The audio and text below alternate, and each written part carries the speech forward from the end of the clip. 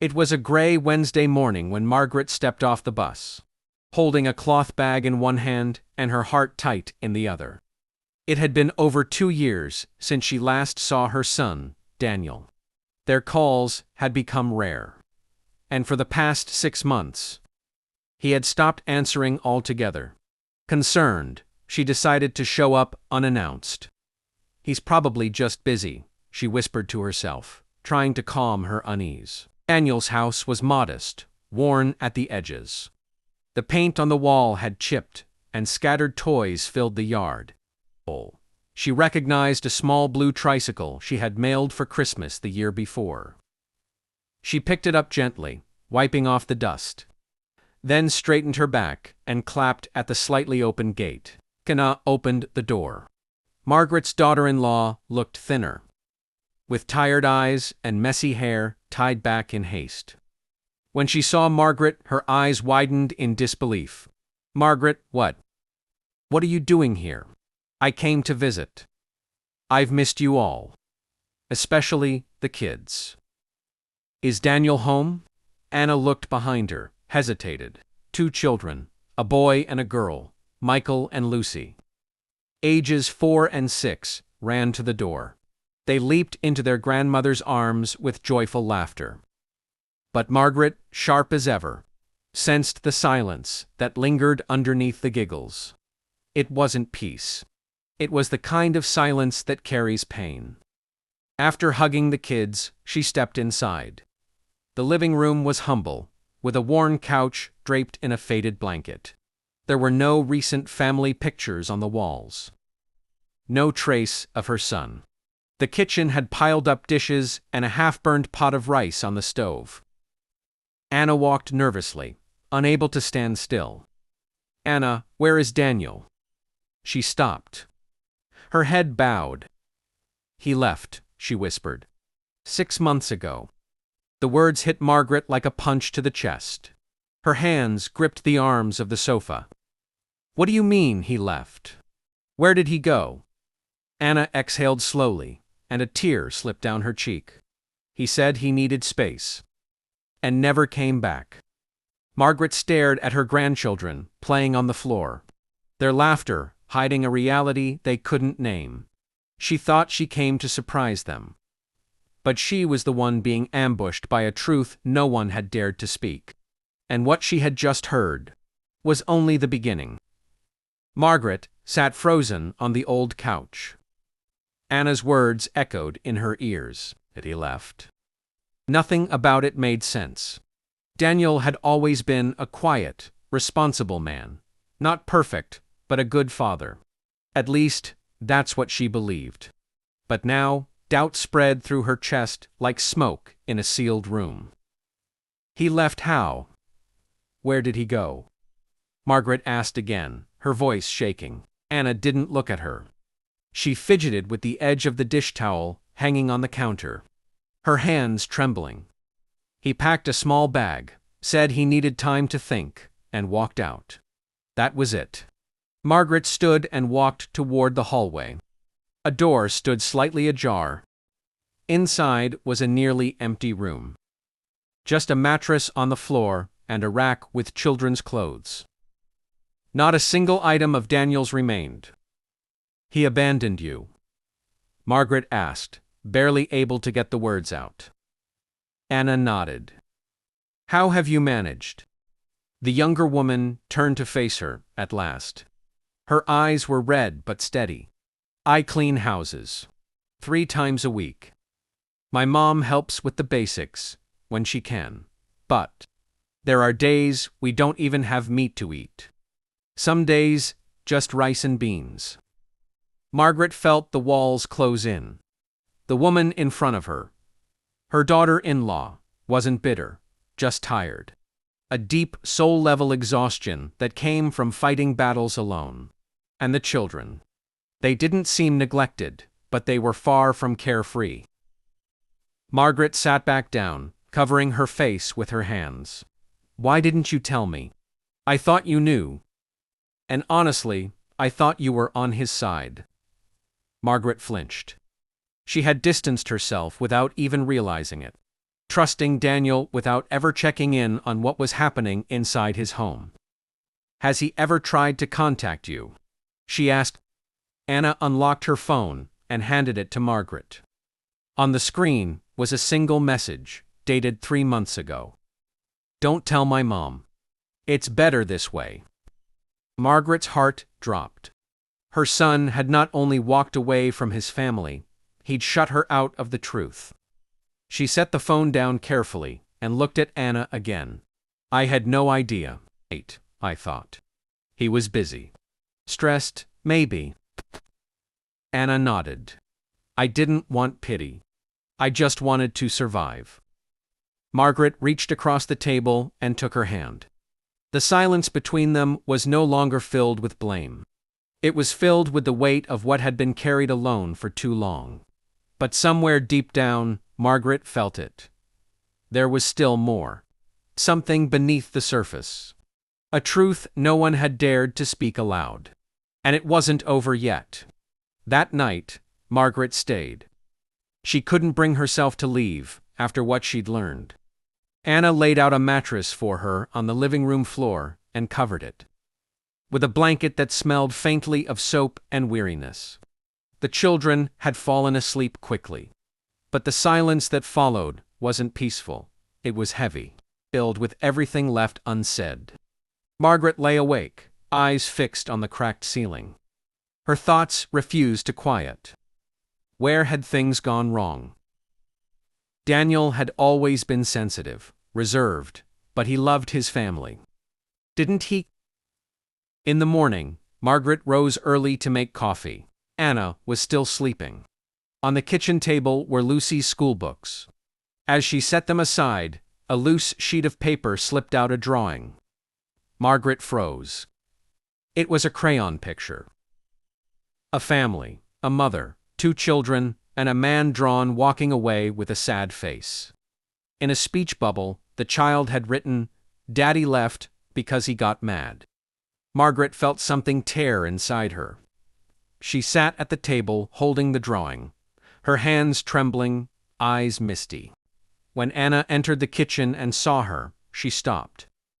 "You saw it," Anna said softly. "Did. Lucy has nightmares," Anna continued. "She cries in her sleep, saying she wants her daddy back. Michael stopped speaking for nearly 2 months. I had to take him to a therapist at the public clinic." Margaret brushed her cheek, trying to wipe away more than just a tear. "And school? Are they okay there?" Anna nodded faintly. "They're doing their best. But sometimes I send them with just bread and water. I hate it, but I can't give what I don't have." Margaret looked at her, truly looked beyond the fatigue and worn clothes. She saw strength. Not the kind that shouts or demands recognition. The quiet kind that holds a family together with trembling hands and an aching back. That's when Anna's phone buzzed. She picked it up, and her face went pale. Margaret leaned in. "Who is it?" Anna turned the screen. A message from an unknown number. Just 3 words. "He's coming back." The phone slipped slightly from Anna's hand. "It's him," she whispered. Margaret stood, heart pounding. She took the phone, reading the message again. He was returning. But why now? And what would he find waiting for him? Because one thing was certain, this time nothing would be the same. The morning was unusually still. Even the birds outside seemed quieter, as if they, too, were waiting. Anna moved through the house in a daze, pretending to clean while glancing at her phone every 5 minutes. Margaret sat in the armchair, near the window, sipping cold coffee and watching the street like a sentry. Around noon, the sound of a motorbike pulling up shattered the quiet. Anna rushed to the window. Margaret stood slowly, her chest tight. It was him, Daniel. He looked thinner. His beard was scruffy, eyes sunken beneath a cap and old sunglasses. A backpack hung from his shoulder. He stood at the gate for a long moment, just staring at the house. as if unsure whether he had the right to knock. Margaret opened the door. He flinched slightly when he saw her. "What are you doing here, Daniel?" I came to see the kids." Anna appeared behind Margaret, arms crossed, her expression unreadable. "Now you remember them." Daniel lowered his head. "I know I messed up. But I've been lost, ashamed, I didn't know how to come back." Margaret's voice was sharp. "And do you think we've been fine here? Do you have any idea what you left behind?" He didn't answer. His eyes drifted toward the inside of the house. Michael was peeking around the corner. He didn't run to his father. He simply stood there, unsure. "Can I come in?" Daniel asked. Anna didn't move. Margaret was the one who replied. "It's not that simple." Daniel sat down on the step outside the door, resting the backpack beside him. After several minutes, he began to speak. Slowly, he told them about nights, sleeping in shelters, working odd jobs to eat, slipping into depression so deep he couldn't breathe. He told them he had wanted to disappear, because facing his failures was harder than any street. Anna listened in silence. Her arms loosened, but her face stayed guarded. Margaret sat beside her son. "And what now?" she asked. "You say you want to be here. But being a father isn't about words." "I know," Daniel said quietly. "But I got a job in construction nearby. It's not much, but it's steady. I want to help. Even if it's just a little." Anna stared at him, stunned. She wasn't expecting that. "I won't stop you from seeing the kids," she said finally. "But if you show up and leave again, it'll destroy them." "I won't leave," he said. Margaret left the room and returned with a small box. She handed it to Daniel. Inside were the kids' drawings, baby shoes, and a folded letter Lucy had written. "For Daddy, please come back. I miss you." Daniel clutched the box like it was fragile glass. And for the first time since he left, he wept. The next few days passed like walking on eggshells. Daniel showed up every afternoon after work, still wearing his construction clothes, covered in dust and sweat. He brought a bag of bread or snacks each time. He played with the kids on the floor, helped Lucy with her drawings, and tried to talk to Michael, who still hesitated but no longer ran away. Anna watched all of it from a distance, her arms often crossed, her heart cautious. Part of her wanted to believe he had changed. But the fear of him disappearing again, never fully left. Margaret, meanwhile, observed in silence. She offered no praise, no scolding. Just watched. Every action Daniel took was measured not in words, but in consistency. One afternoon, Daniel arrived earlier than usual. He asked Anna in the kitchen. She looked at him, wary, but nodded. They sat at the table. The late sunlight cast long shadows across the floor.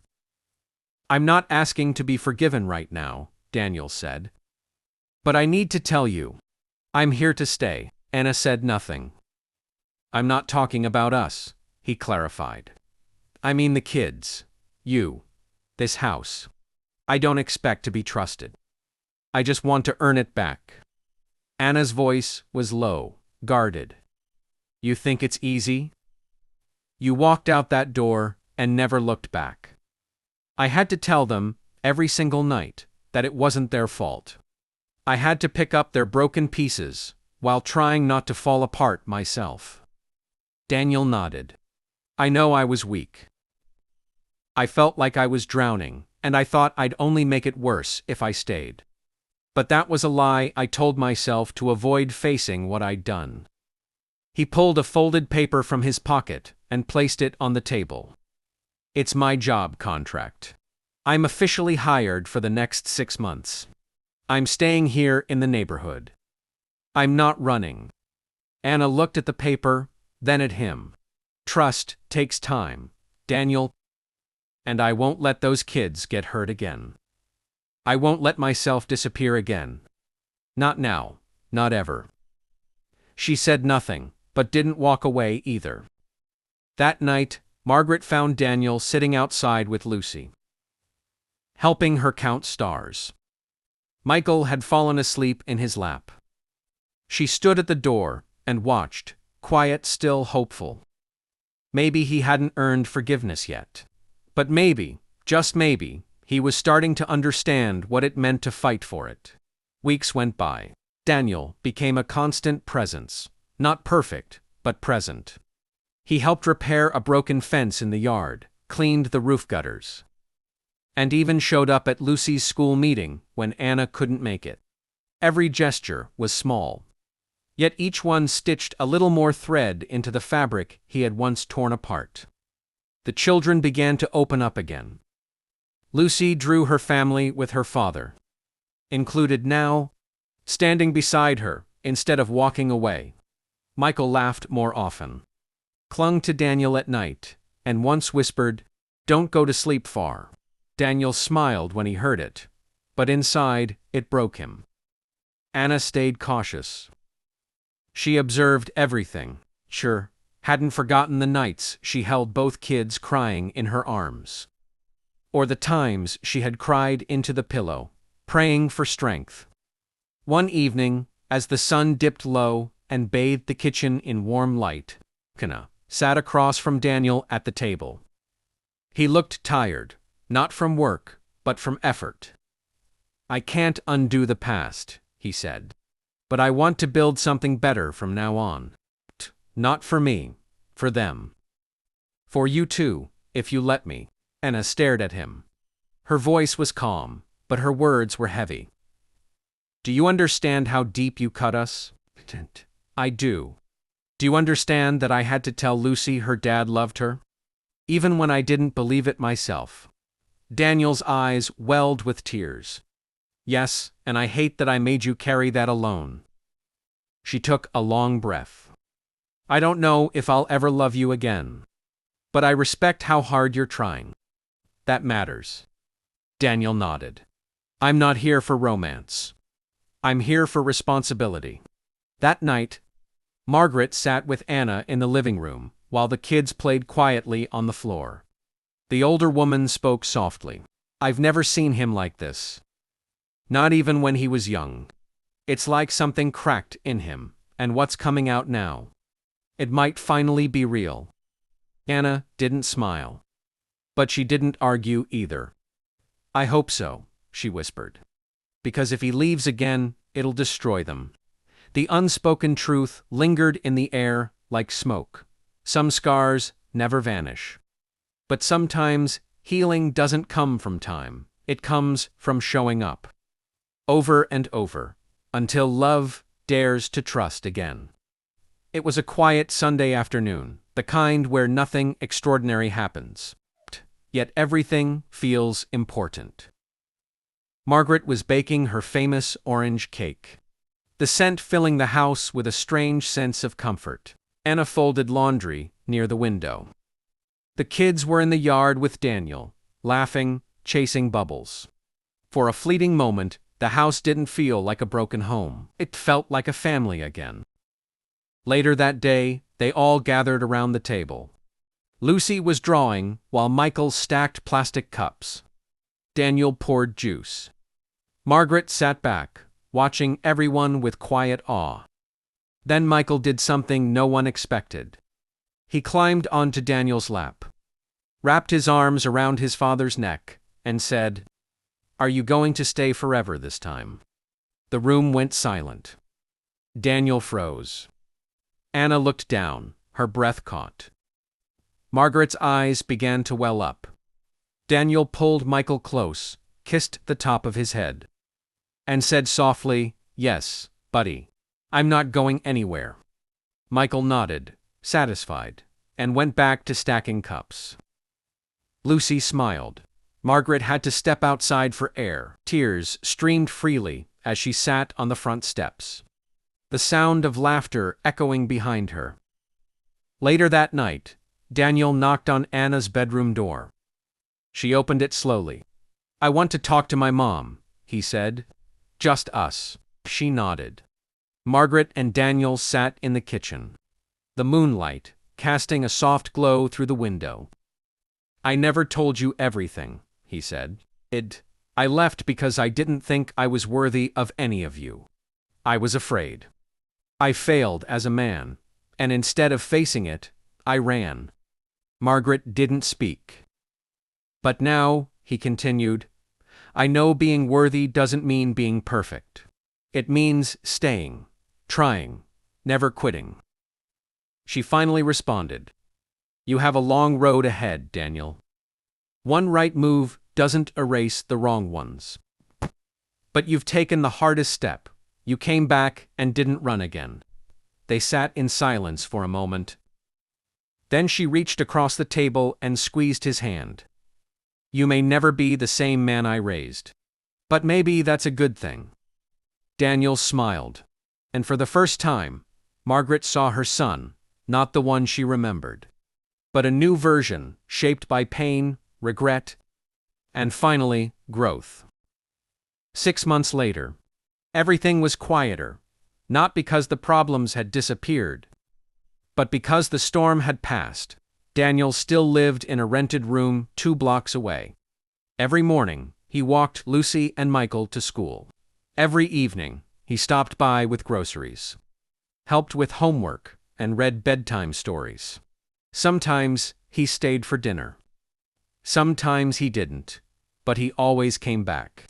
Trust was still rebuilding, brick by brick. Anna no longer watched him with crossed arms. She watched him with cautious hope. Their relationship hadn't turned into romance again, but it had transformed into something equally powerful: respect. Margaret visited often. She cooked, helped fold laundry, told stories to the kids, and gave Anna the kind of support only another mother could offer. She didn't treat Daniel like a hero, but she also no longer saw him as a stranger. She had made peace with the man he was becoming. One Saturday morning, Anna gathered them all at the kitchen table. "I wanted to show you something," she said, opening a small folder. Inside were school reports, new therapy updates, and a drawing by Lucy. It was a picture of the family: Anna, Daniel, Margaret, Lucy, and Michael, all together, holding hands. Above them, written in big, uneven letters, "My family is strong now." Daniel stared at it, speechless. "I don't know what the future holds," Anna said, "but I know what we've built here matters." Come. Margaret placed a hand on her son's shoulder. "You lost a lot," she said, "but you fought to get something even more valuable back." Daniel nodded. "I used to think strength meant walking away. Now I know it means staying." Lucy ran over and hugged them both.